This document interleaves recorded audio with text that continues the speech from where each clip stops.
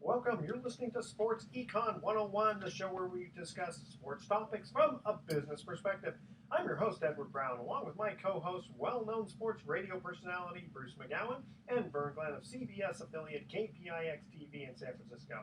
And today's show is going to be really special because we are going to have Vida Blue, the famous pitcher for the Oakland A's during their three-peat in the early 1970s, also pitched for the Giants and the Royals.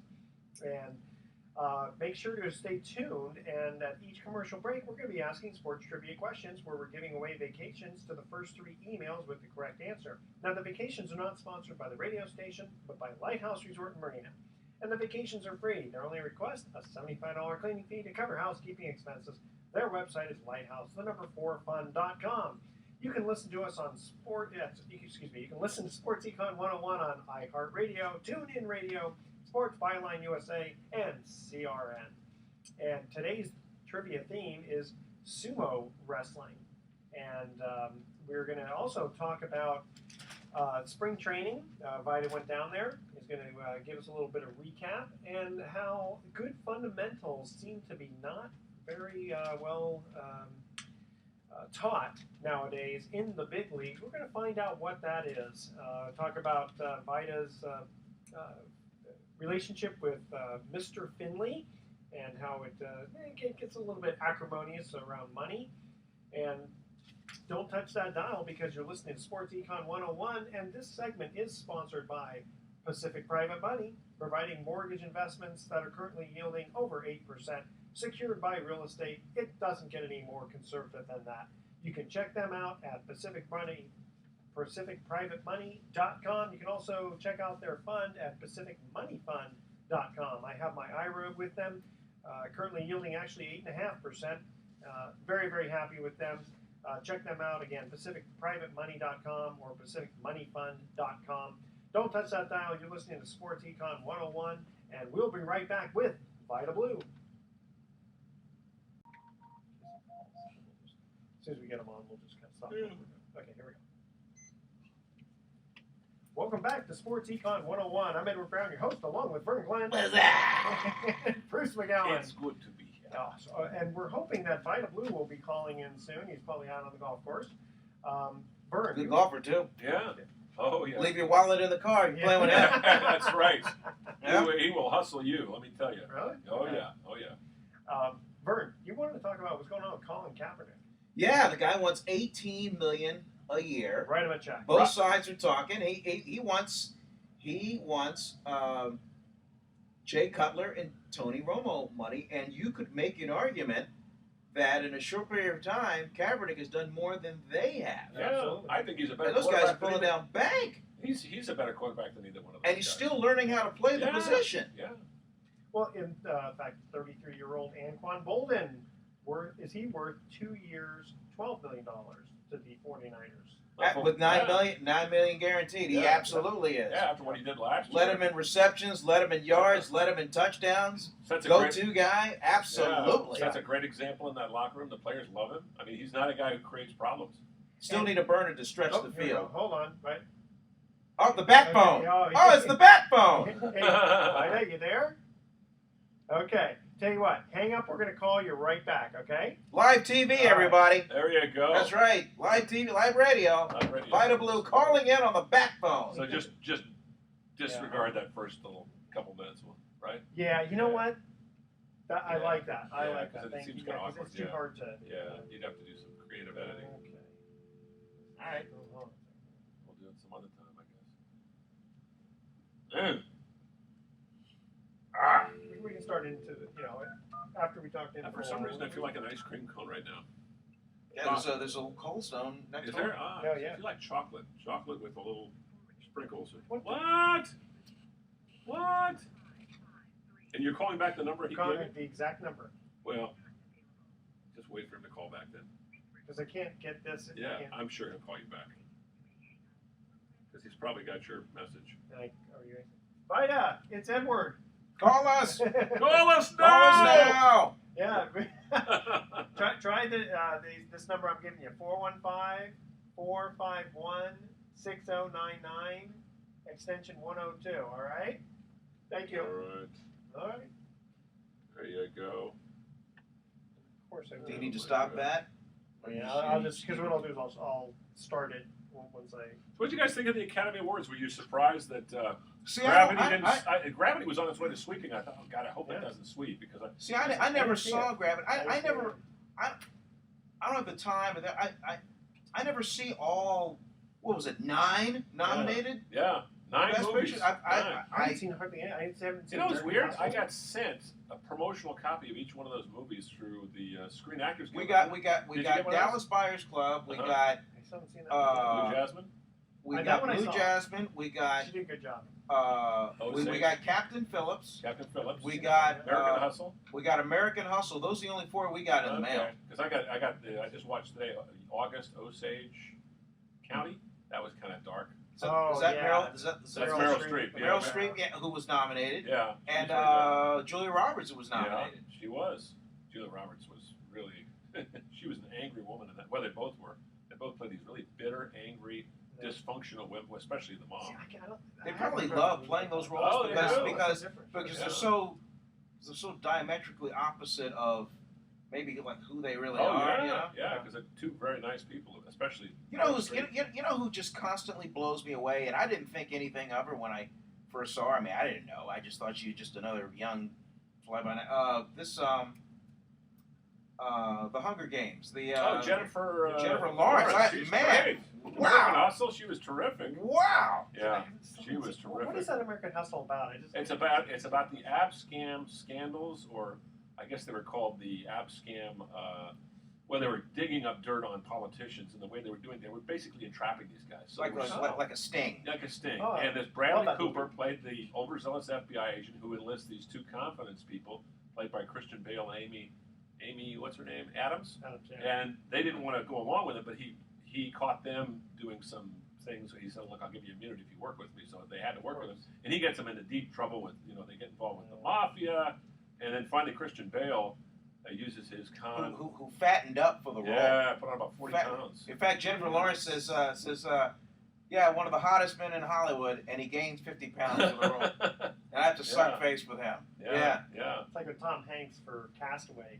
Yeah. Gain weight and he lose 50 pounds. Well, so anyway, I don't want to give the film away, but basically, it's all these twists and turns. It's really worth seeing. Okay. It's fun. Did you like it, Bert? Mm-hmm. Yeah, I thought it was terrific. I saw Wolf of Wall Street. That That was was pretty good. good.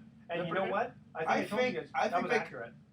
Yes, it was accurate, It was but accurate. don't you think they could have done that movie in an hour and a half?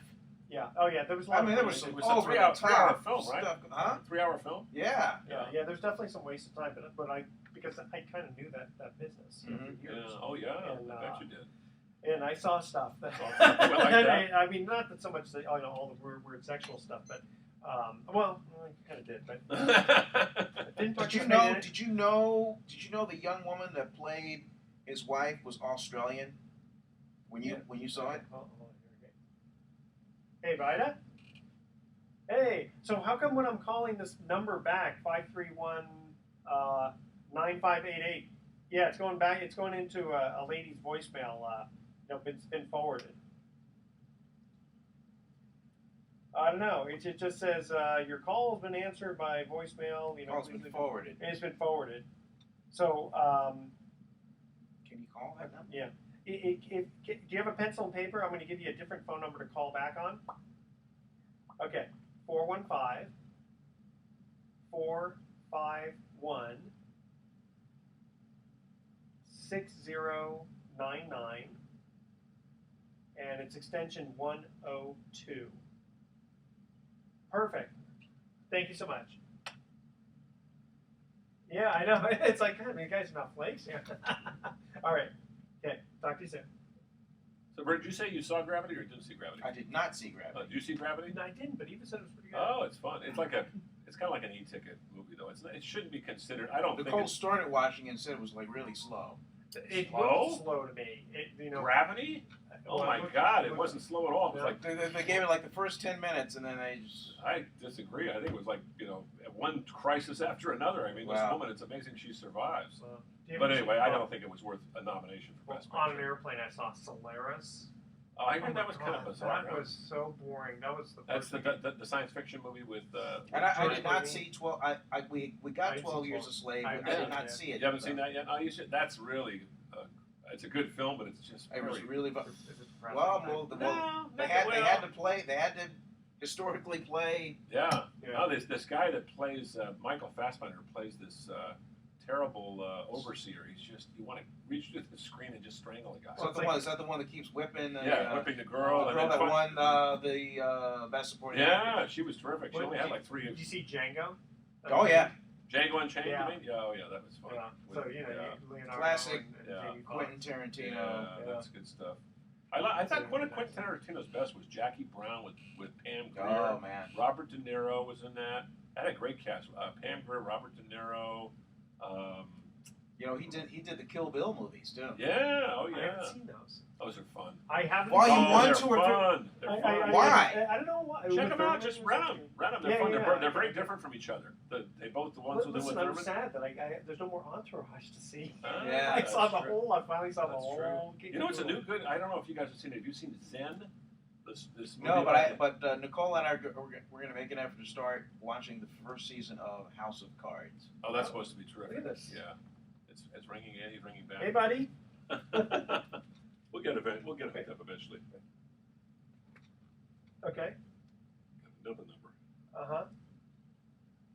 So you haven't seen Gravity though, or 12 Years a Slave? They didn't send those to you? They didn't send me Gravity. They sent me 12 Years a They Slave. sent you. Did they send you Okay, the so Butler? stay. Hold on. Let me. That's an interesting film. let me Forrest try this right Whitaker now. I wanna plays make sure kind of a that, low-key Over guy. several administrations. Yeah, Yeah, it's probably a gonna true be story of the a guy who was the head butler. He became the head butler, but he started in Harry Truman and ended with Clinton.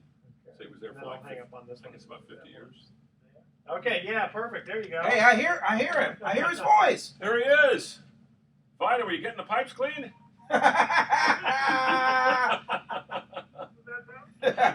Just kidding, Vida. I just remember one time, I'll never forget this, when I was a young reporter, I go up to Vida, and you were in a great mood in the clubhouse, and I had to ask you a question about something, and I said, hey, do you have a minute to talk? And I have a minute to talk to you anytime. I didn't know who you didn't even know who I was, but I thought, no, this guy's such a pleasant guy. And I said, man, you're in a good mood. He goes, you'd be in a good mood, too, if you just had your pipes cleaned. You remember that, Vida? That sounds like me, though. Hey man, I'm just chilling. Day to day. I just got back from Arizona a few days ago.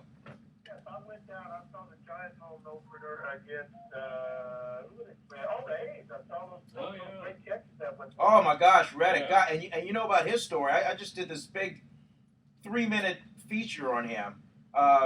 Did you know about him and his dad? No. Well, when Josh was 11 months old, his dad was in a horrible electrical accident. He ended up losing his left hand and all the fingers on his right hand except for 3. And so I mean he couldn't. He had to relearn how to do everything. Did a lot of stuff with his feet, and just was this symbol of like perseverance and inspiration for Josh, who was cut from his high school baseball team twice. Wow. And Good. and so his dad arranged a travel team called Reddick's Renegades, and it was full of a bunch of guys who got cut from other teams, and they ended up rallying together and beating a lot of the other club teams. That's cool. I like that. Yeah, I mean, just unbelievable, man. That's a great story. Josh is he's probably my favorite because of that. He's probably my favorite current major leaguer I've only had one. because of what he had to I overcome. got that part.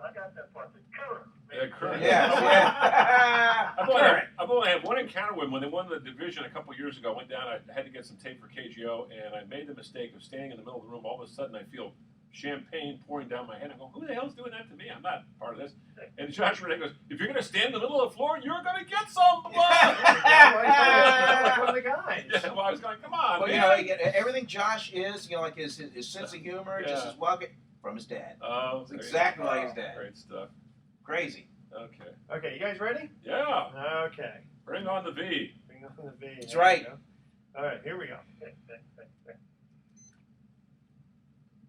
Welcome welcome back to Sports Econ 101. I'm Edward Brown, your host, along with Vern Glenn. Feeling blue. And Bruce McGowan. I got that blue blazer going. Mm-hmm. And I'm feeling Vida. Yeah. And the reason is because we have Vida Blue from the San Francisco Giants, the Oakland A's, and even the Kansas City Royals from years gone by on the phone. Vida, welcome to Sports Econ 101. Thanks very much, Ed. How you guys doing today? Great. Great. You are one of the ultimate, I gotta say, glass half full guys. Vida, I've just never seen you ever in a bad mood. I mean, you're always like, you just feel like dancing after. No, I tell you this, Vida was on a trip, and you say you were on a plane, the plane crashed, and it was just 4 or 5 of you on a desert island. Vida would find a way for you to not only look at this as a great adventure, but we're going to have a lot of fun in the meantime. That's the kind of guy Vida is. And have you doubled over laughing? Good And, God. I have very been a bad day, but when I do it, sometimes it's personal stuff, and I keep it to myself, and I try to put a little sunshine with the rest of the world, people that I encounter on a day-to-day basis. So I always like being a happy, upbeat person, and that's just me. I'm lucky to have that, I think. But I don't have very many bad days. Hey, Vida, let me turn back the clock because so much is made, especially on the TV side, which is for these up and coming, young, like almost overnight sensation superstars, and they're young and they just get thrown a lot in just a short amount of time. But I go back to you because you were, good Lord, early 70s, you were a rock star, and I'm thinking, how in the world does he handle so much success that's just thrown at him on a day in and day out basis? Yeah, we forget you were 21, 22 that first year, right, Vida, when you kind of broke through? 30, 21, and 22, something like that. Yeah. I was lucky to have Jim Moncat Grant and Tommy Davis. We stayed together in West Oakland, and they passed on the tidbits on how to handle the media and how to deal with everyday pressure that came with being a major league. But hey man, it's not compared to what guys have to go through now because of you got tweeting and Facebook and Instagram and everything else, and the guys are really in a fishbowl today because I'm just gonna say it's out there on social media already before you can finish it. And I can imagine what it would be like now to be a rookie phenom making it to the major league in any major league city because the pressure's on you to succeed. And like you guys said, when they get your name, they talk about you like you can walk on water, and the expectations are so high for them. The guys really try to live up to that instead of just being themselves and do what they do naturally. One thing interesting about Vida, when he pitched that year, they would average, I think the A's averaged 40,000 a game on the road, 40,000 a game. The other guys would pitch would be like, 15, 20. You literally boosted the attendance by, doubling the attendance every time. Everybody wanted to come out and see the show. Yeah. What was that like, Vida? You're thinking, okay. They want to see the blue blazer. Yeah. That's right. Yeah, but see, Vida. I wish we really got paid accordingly, but it's like when you work for Charlie Center, but still great overall experience, and man, to build a team that won back-to-back championships and 5 divisional titles within the 3 championships. I was pretty lucky to be at the right place at the right time. I count my blessings. Vida, when you were pitching, you couldn't make enough money within the first 2 or 3 years to actually, quote, retire. So even though these guys have pressure nowadays, if they sign a huge contract, if things go wrong, and they're out of baseball or whatever, they still at least have the money. Yeah, that's true too. But I was talking to someone back in Arizona last week, and they said that same thing. Wish you were playing today. Well, you really can't. Yes, you do wish you would have made the money, but the money I made at the time was relative to the rest of society. $100,000 was still a lot of money when you're as for athletes, but that was the top dollar at the time. So we took it and ran with it. I didn't think anything about guys would be making $2 or $3 or $4 or $5, $6 million a year and $10, $20 million a year. My brain wouldn't let me see that far ahead into the future of professional sports, and baseball has capitalized on it, and rightfully so. You look, the Giants signed Hunter Pence last year for $90 million. They said they got a deal.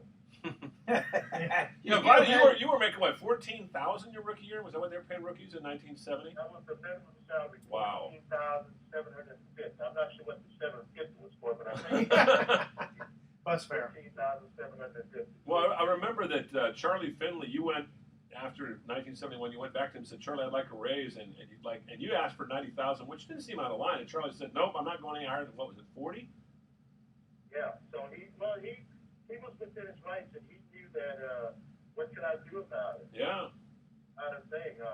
The free agency wasn't in existence at the time. It was coming along, and Marvin Miller was making his mark, sort of representing the players, and the owners were afraid of him. But there was one guy that I heard him say that he thought would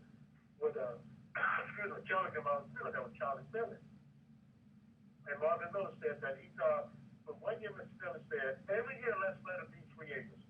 The guys that have a good year, they'll pay. The guys that did, they'll take the 20% cut, which was what was legal at the time. And Marvin said he thought that the rest of the owners would have taken Mr. Finley's advice and would have changed the outcome of baseball as we know it today. Wow. Yeah. Yeah. Wow. Because then you got all the collective bargaining and But of course, they didn't laws. want to go along with Charlie Finley because he wasn't very popular with the other owners. So they said no. Well, I describe Mr. Finley as being a combination of Al Davis, Ed Turner, George Steinbrenner, and Donald Trump. Wow. Yeah. What a All combination. rolled into one. Oof. Wow.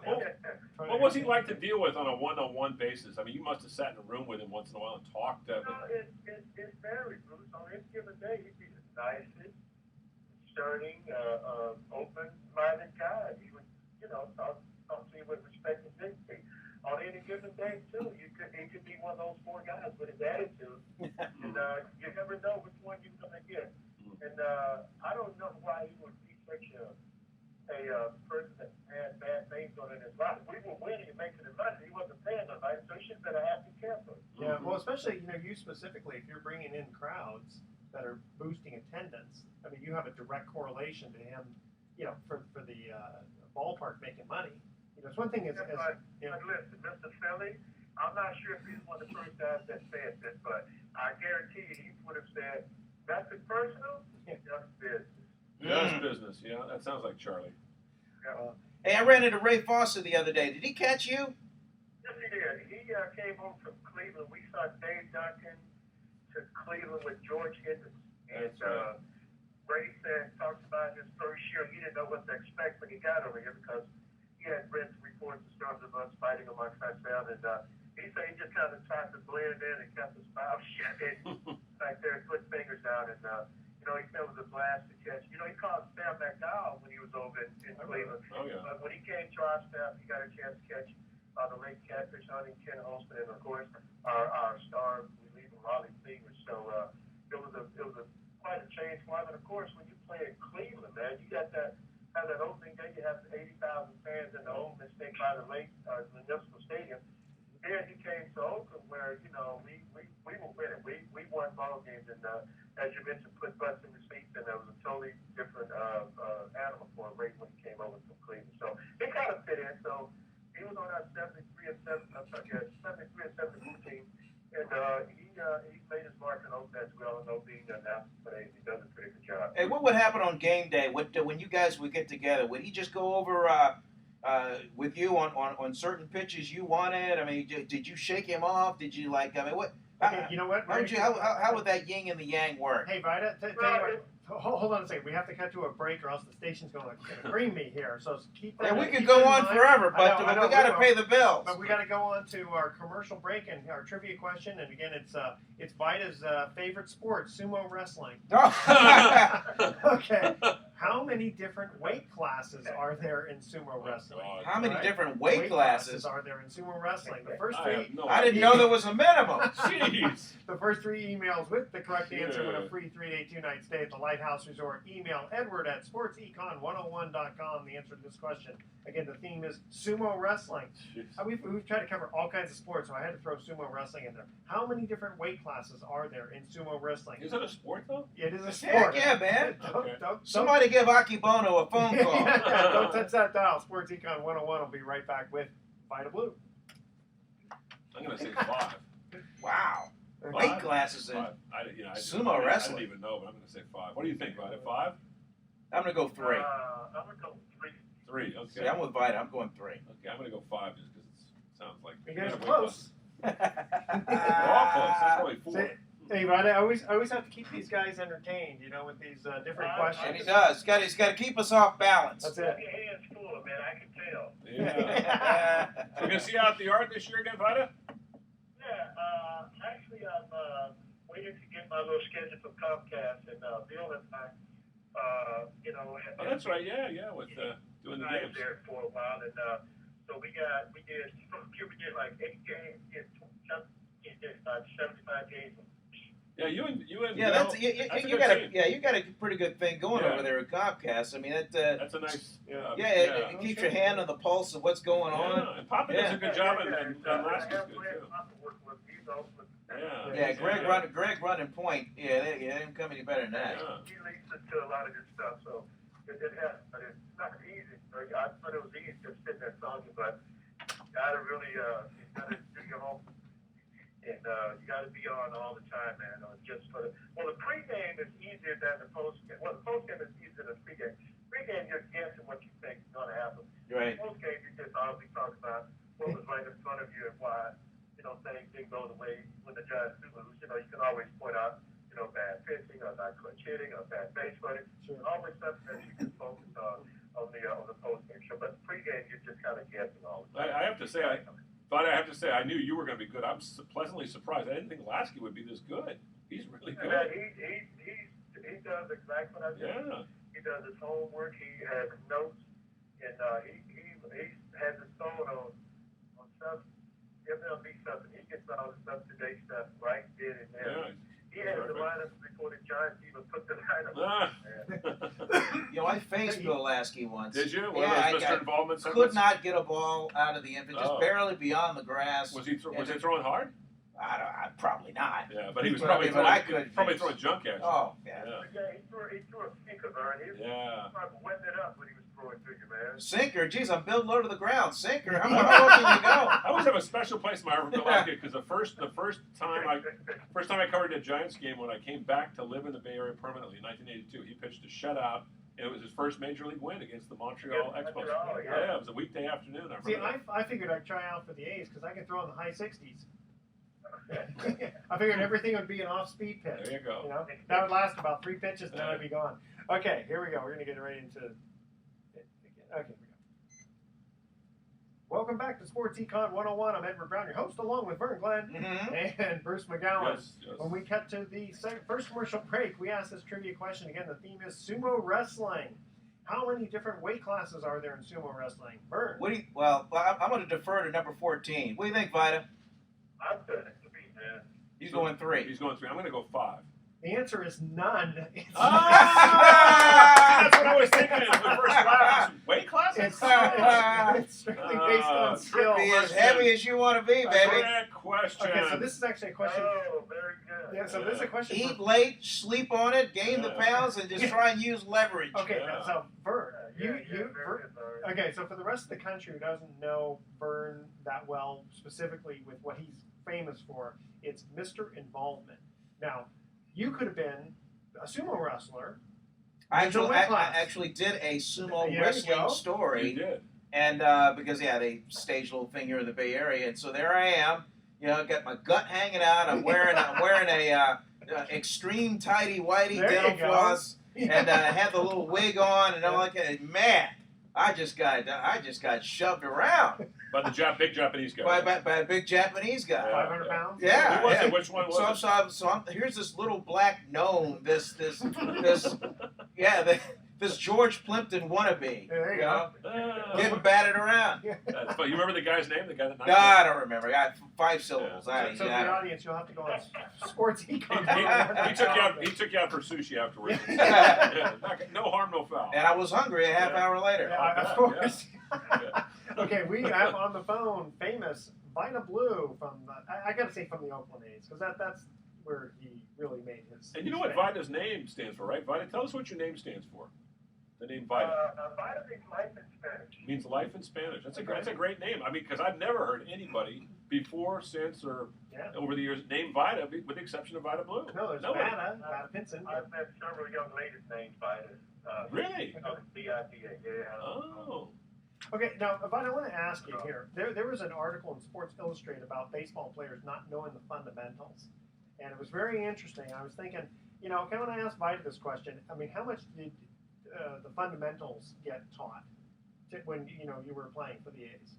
Well, they got taught a lot. You pull out instant stuff, the runner over, you know, man on second, make sure you hit the ball to the right side of the infield.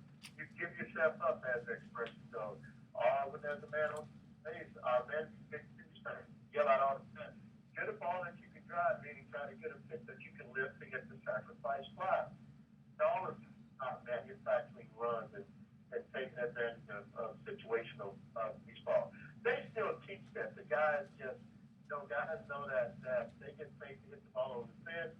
And I watch batting fights, the guys that go through the motion of sometimes sacrifice punch. You do a sacrifice punch towards the third baseline, then you do one towards the first baseline, then you get in the cage and you start hitting. Of course, everybody wants to hit the ball out of the ballpark, but during batting fights, when you work on your time, when you work on hitting the ball to right field, and I see a lot of hitters will say, okay, I got a man on third, I'm going to get him with a fly ball. They just don't say that out loud, let everybody else know what they're trying to do. And a lot of guys practice it, and those are the guys that you want on your ball team. But through the course of a ball game or through the course of a major league season, you see a number 3 or number 4, sometimes a number 5 hitter. All we need you to do is move, advance the runner. And guys cannot turn around and sacrifice bunt, which is it's embarrassing sometimes. Well, he doesn't face the bunt. No, you don't, but you still should know the art of bunting. Well, do you think that they would teach that single A, double A, triple A? I mean, these guys are not coming from high school for baseball. It's not so much that they should teach it, but players should want to be able to do it themselves. They should perfect it themselves. As much time as, you know, you probably okay, you're going to do 2 sacrifice bunts, and you're going to get 10 swings in the cage. Why not take 5 sacrifice bunts one time? You'll have at least 3 different stands in the batting cage. You might take 10 swings the first time. You might take 10 swings the second round of hitting. So sometimes just say, hey man, I'm just going to try to hit ground balls to the right side. I'm going to hit a ground ball, then hit a sacrifice fly. Hit a ground ball, hit a sacrifice fly. Just practice doing those things so it comes a little bit more natural to you. And yes, they do teach that in the minor league. They stress that stuff because the minor league is where you're going to be promoted to the next level.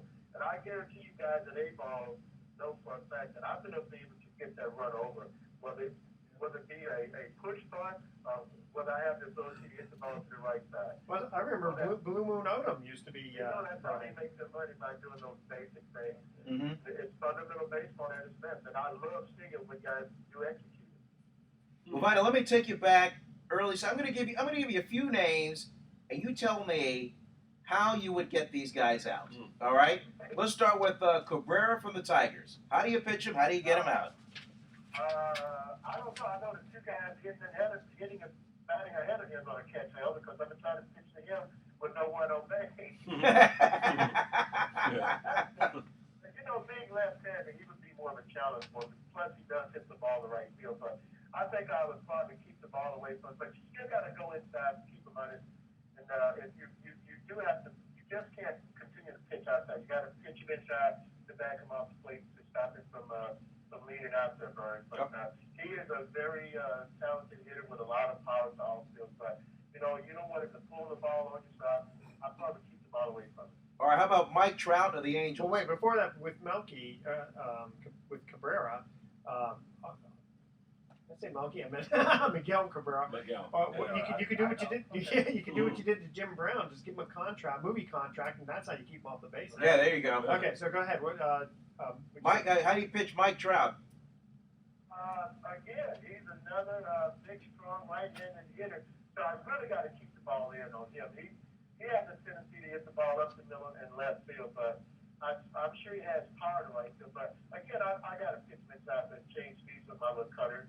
And you got to keep the ball down on those guys. Anything, belt high, you could gas the trouble. Yeah, to keep him from extending his arms There you there. go. Typical. Hey, That's the trick. Vida goes back, of course, a long ways. Now, Vida, I got to ask you, Charlie Finley. We touched on him with his unusual attitude about promotions. The little bunny that used to bring the baseballs out from behind home plate. Charlie O the Mule. The hot pants night with the gals wearing hot pants. The mustache. They paid everybody to wear a mustache. What about Stanley Burrell? Were you around when Stanley was there? Because Stanley Burrell was later known as MC Hammer. He was a young kid, and Charlie actually employed him for a while in the front office. Were you privy to that whole thing? His brother Lewis worked in the clubhouse, and his brother Chris was actually the bad boy.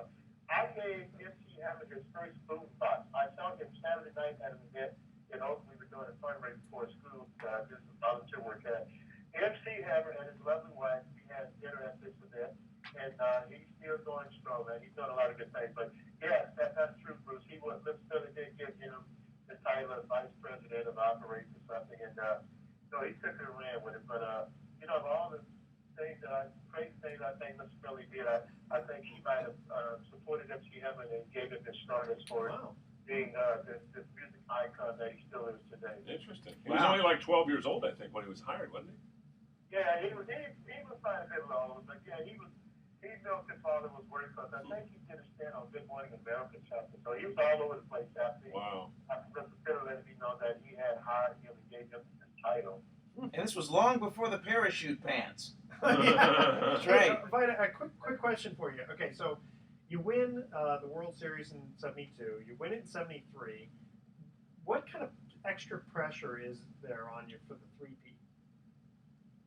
Well, actually, to repeat the second time was just tough because all of a sudden you're the number one team and everybody's out to get you. So, of course, our interleague play wasn't involved in, but we had our rivals with the White Sox, with the Angels, with Kansas City, and there was a lot of intense baseball. But Mr. Finley had some kind of way, the uncanny ability to plug holes. We had steady players at every position, and let me just say, listen, Sal Mendoza at third base, that meant Chester Lim was extendable.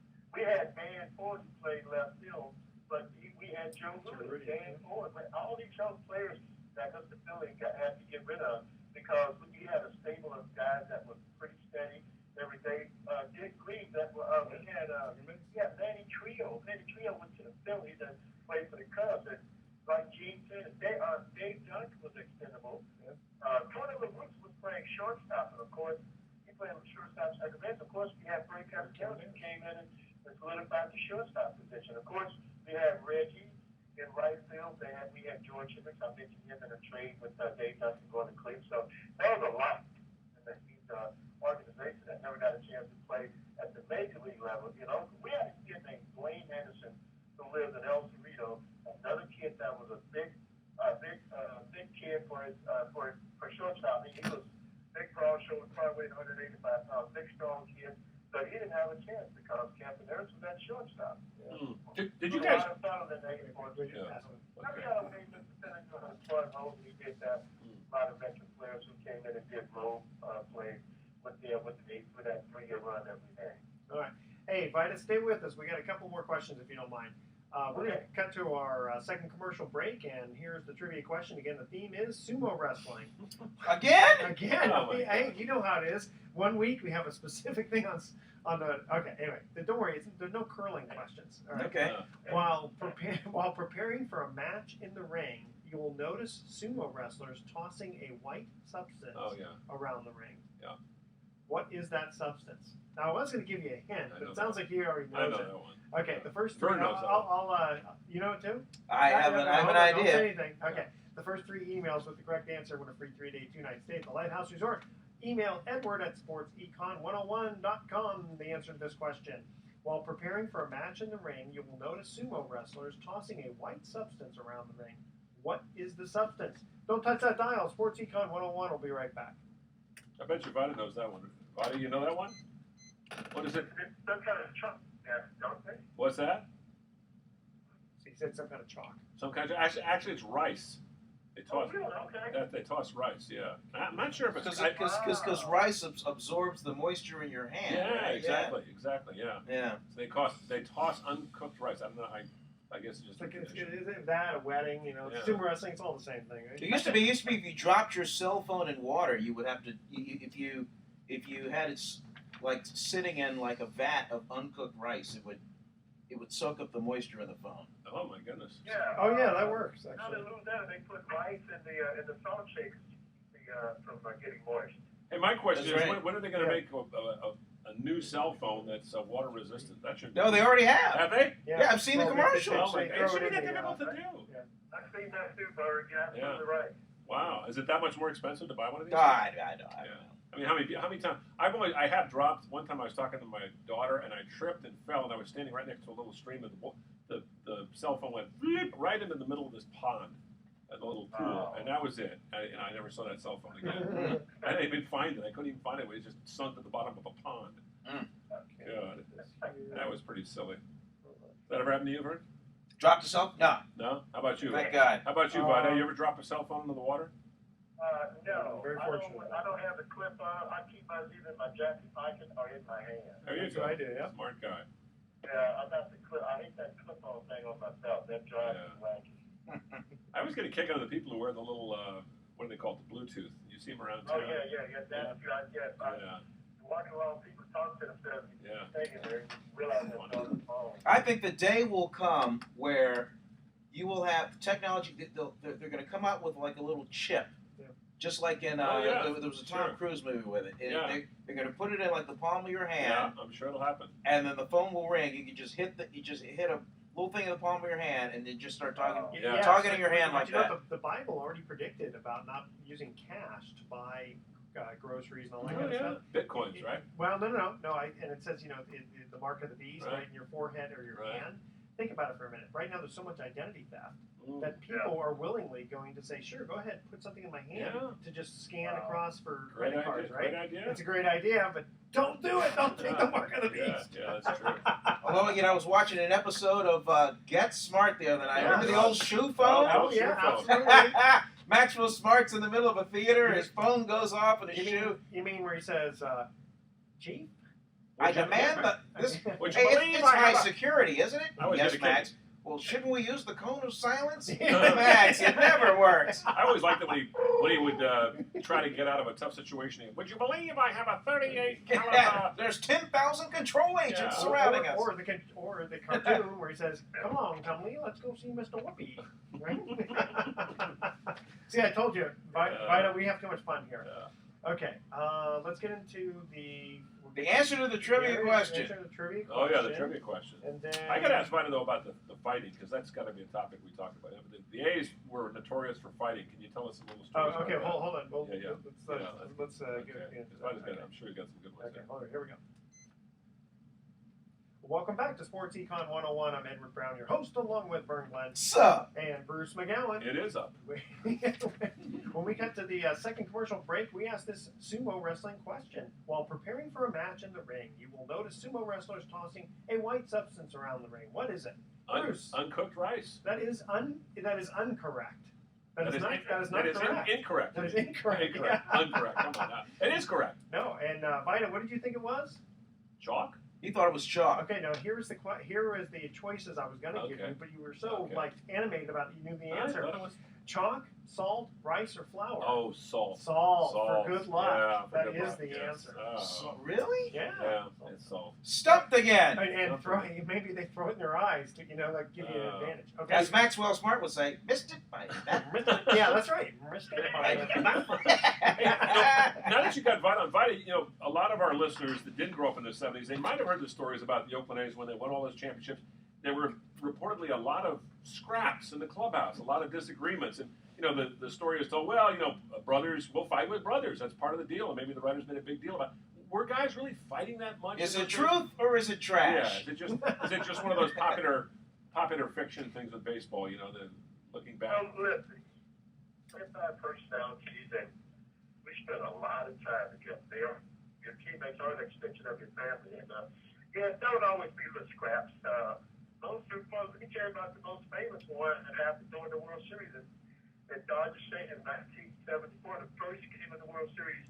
Lou Bonham and Ronnie Fingers get in a scrap, and they were pushing and shoving, and Fingers hit his head, one of those old trucks that they used to load tobacco in. I think he got 3 or 4 stitches.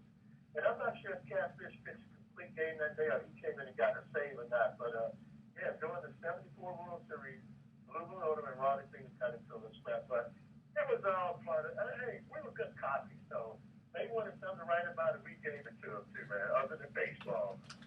Well, I know when you guys stepped between the lines, it was all about winning and playing together. You know, I tell you, my favorite play in 1972 against the Reds was when Johnny Bench is up to bat.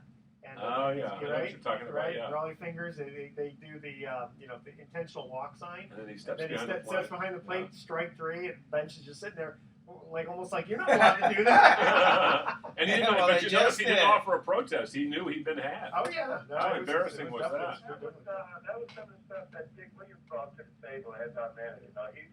He was a tough guy. He was tough but fair, and he taught me how to play the game of baseball. He was a stickler on giving up hits with 2 strikes. And, he was talking about setting the hitter up and make sure you get him out because the pitcher has an advantage when it's a 2-strike count. And he talks about weights and pitches sometimes and knowing when to wait for the pitch and knowing how to wait for the pitch. So he brought a lot to the table as far as teaching us the game of baseball. And stuff I talked about earlier about getting behind the runner, advancing the runner. There are times when he doesn't want you to hit a home run. Just hit a sacrifice fly. Get up the runner. We can get the heck out of here, The interesting thing about Williams quit right after you won the World Series. I mean, literally that day when you were celebrating, the reporters asked him, "Are you going to be back next year?" And he said, "No." That must have been kind of crazy. Wow. Yeah, he probably had enough to just facility. Yeah. Phil was that hands-on type owner, which is okay. I mean, sometimes they're involved in with a little too far. He was the Jerry Jones of sports back then. Yeah, probably worse actually. Instead of, and I'm sure Dick Phil was that. Look, you hired me to do this job, so I need you to back off to allow me to try to be successful. To get you a good team to work with, I need you to trust my judgment of knowing how to run this operation on the field. And other time you handle that, but please, if I'm your field manager, I would love you to back off. And never did that. And might award Dick down, and he said I had enough, so he had to heck out of there. Of course, Alvin Dark became my manager. Yeah, I was going to say, I always felt sorry for Dick Williams because he hated answering that telephone in the dugout because he knew Charlie Finley was on the other end of that. Wow. Giving him advice or orders. Because he used to call him all the time. Did he call him during the game, Vida? Yeah, that's proven to have happened. I would put it past him.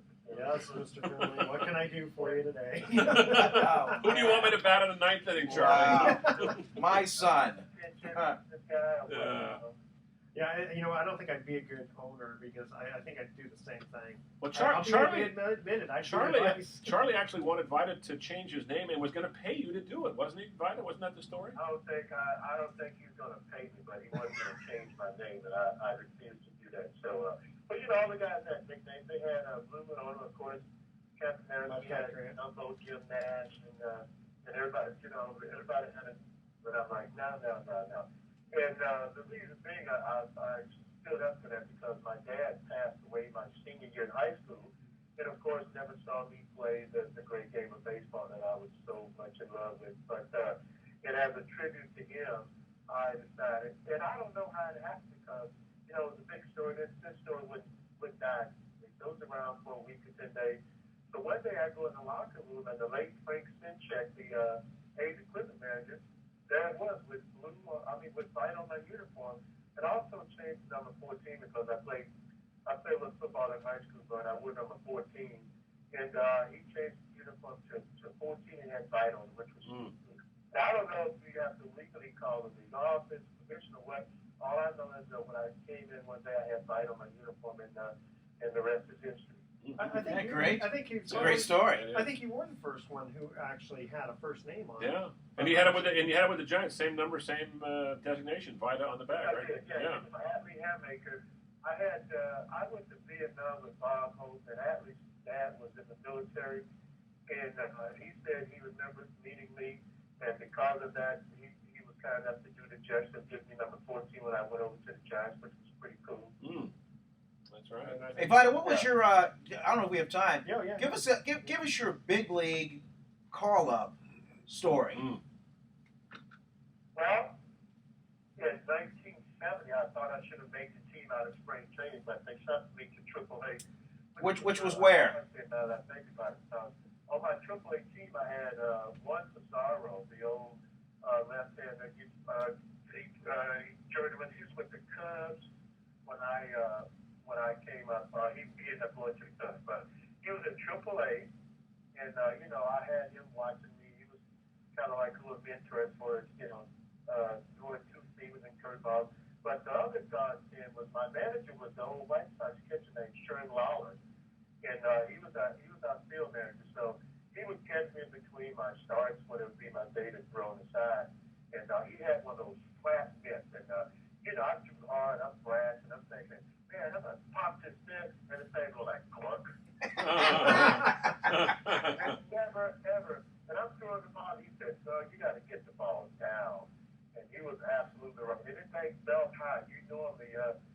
The catcher normally reaches for another ball, but I got called up in September of 1970, and I spent a full year at AAA, which is something that I really am glad I got a chance to do, because a lot of guys at AAA had a cup of coffee, but I played against Dave Concepcion he was in Indianapolis, Ed Simmons and Jerry Royce were in Tulsa, Vito Cedeno, and Darryl Ricketts they were in Okie City, Evansville, Indiana. I played against Charlie Manuel, Bert Blyleather, and there was another catcher there. I do remember Charlie. Denver was the Zephyrs, and I remember Jeff Burrows was there. So there were a lot of guys in AAA that I played against that ended up coming to the big league that same year or a year or so after. So the quite a graduating class, the class of 1970 and 71. So I was lucky to be at the right time, and they gave me a shot. And our manager, I think, was Johnny McNamara at the time. And excuse me, I should know him, which a little bit more attention over the winter time. And luckily, Dick Williams came in and took over. And I had gone to I had gone to basic training at Fort Bragg. I was an Army reservist, so I went there and started running with those boots on, and I was in the bench shaking. So I went from boot camp to my mom's house for a week, and I went to spring training. And luckily, they need a left-handed pitcher, and I got a chance to got the opportunity to make the team as a young lefty coming out of the chute from AAA, man. And I was on the 40-man roster, and it all worked out for me. Who did you face the first time? Who was the first hitter you faced? You mean when I got called up from AAA? Yeah, to the majors.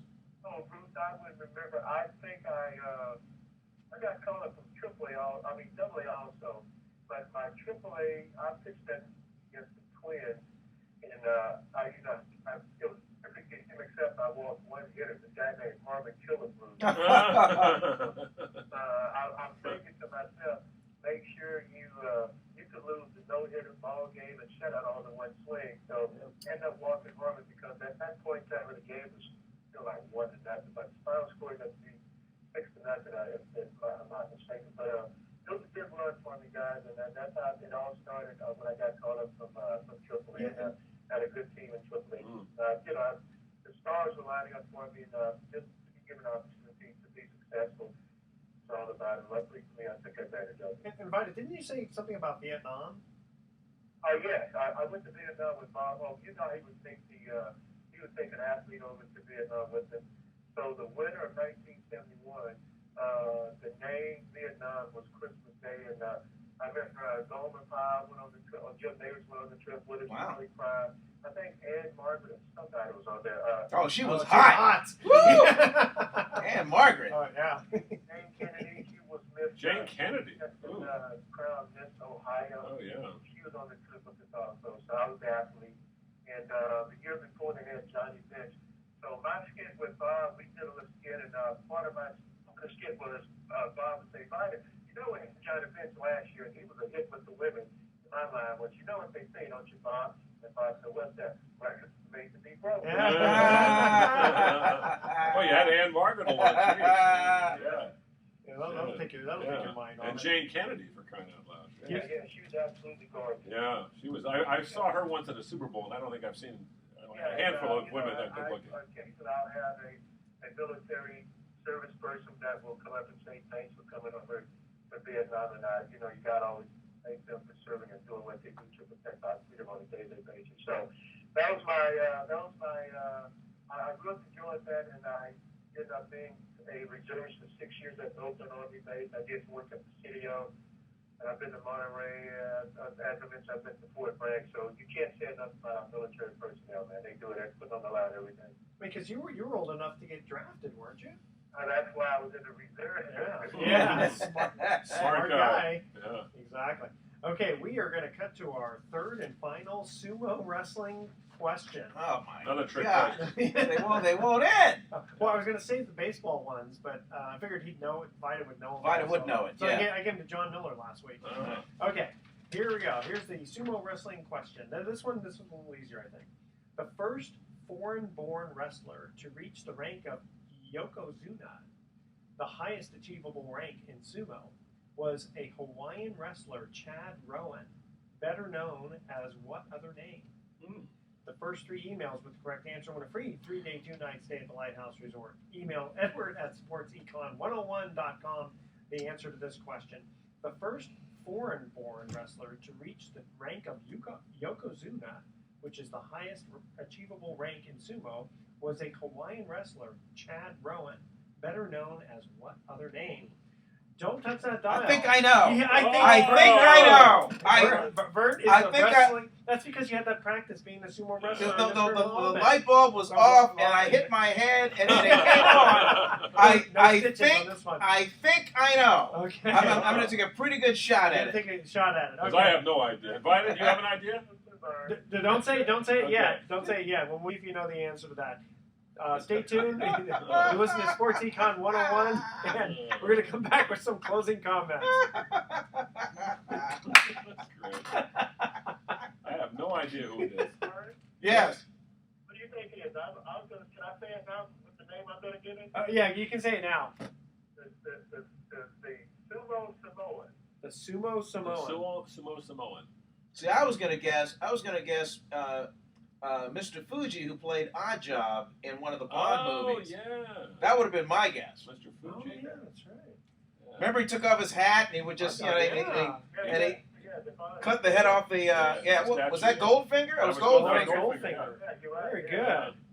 How'd you know that? I miss those movies, I man. love those. Oh, Sean Connery was the best one. He was, yeah. He was my personal favorite. Oh yeah, Daniel Craig. I like Daniel Craig did a Roger nice job recently. I mean, Yeah. he's showing kind of. He's kind of a More darker. muscular. Yeah, Darker Bond. Yes. You know, he's a grandfather. No.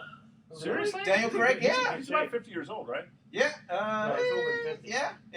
Okay. That's a pretty I saw him in an interview. He talked about how I became a You grandfather. ever, seen Wow, him, you, ever, Cool. you ever seen him in Layer Cake? That was a good British kind of crime about. No, but I saw him with a girl with a dragon tattoo. Oh yeah, he was terrific. And I did not know that the girl, Rudy, the actress who Rudy played, Mara. is the younger sister of the older sister of Kate Mara from House of Cards and other TV shows, and they are the granddaughters of the New York Giants, Wellington Mara. Pittsburgh Steelers owners, Wellington the Mara family. Wow. And it's in her contract, if the Steelers or the Giants make the Super Bowl, She's gonna have some time off. automatically gets time off Yeah. so she can go to the game. Oh, that's That makes sense. Yeah. Okay, we're gonna. This will be our last question. We just have. See, Vida, the things you pick up when you during a commercial break. Yeah. Okay, here we go, guys. All right. Welcome back to Sports Econ 101. I'm Edward Brown, your host, along with Vern Glenn. Hey, Bruce McGowan. You're out of there. And we've got Vida Blue on the phone here. Okay, here's our third and final trivia question. Again, sumo wrestling. The first foreign-born wrestler to reach the rank of Yokozuna, which is the highest achievable rank in sumo wrestling, was a Hawaiian wrestler, Chad Rowan, better known as what other name? And Vida, what was your answer? That was the Sumo Samoan. Sumo Samoan, no. And I was going to guess Mr. Fuji, who played Oddjob in Goldfinger. No, and it also wasn't Kinji Shibuya, the old wrestler. Remember him? Thank you. And It was? don't forget Mitsu Awakawa, his partner. Oh, I forgot. Oh, yes, yes, Kenji that's right. Shibuya and Mitsu Awakawa. Okay, yeah. no, it was Akibono. Akibono. I thought that's who you were going The to guess. aforementioned That's Akibono. right, and it wouldn't be sumo wrestling without an Akibono question. All right, well, Vida, thank you so much for joining us. This was an excellent, fun show. Okay, And before we say goodbye, give us one big leaguer that you absolutely owned. let me go with Mr. Jim Rice. Oh, Oh, man, Jim. that's a good. No wonder it took him so long to get in the Hall of Fame. Who was one guy? He never took me deep, Bird, so There you go. I'm not in his book. There you go. And who was one guy who owned you?